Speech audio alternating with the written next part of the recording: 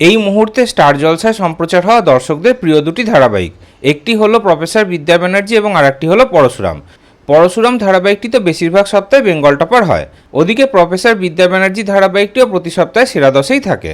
এই দুটি ধারাবাহিক প্রাইম স্লটে সম্প্রচার হয়। পরশুরাম ধারাবাহিকটি রাত 8টার সময় এবং প্রফেসর বিদ্যা ব্যানার্জি রাত 8:30টার সময় সম্প্রচার হয়। এই দুটি ধারাবাহিক তো বেশিরভাগ দর্শকরা প্রাইম স্লটেই দেখে নেয়, কিন্তু তবুও অনেক দর্শকদের এই সময় ধারাবাহিকগুলি দেখার সময় হয় না, তারা ধারাবাহিকে রিপিট টেলিকাস্ট দেখে নেন।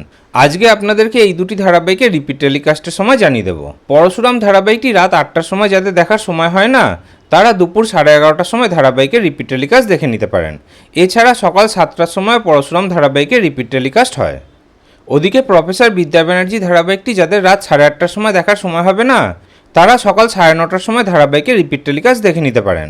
এছাড়া ভোর 6টার সময় প্রফেসর বিদ্যা ব্যানার্জি ধারাবাহিকে রিপিট টেলিকাস্ট হয়। তাহলে পরশুরাম নাকি প্রফেসর বিদ্যা ব্যানার্জি, কোন ধারাবাহিকটি আপনাদের বেশি ভালো লাগছে কমেন্টে অবশ্যই জানাবেন।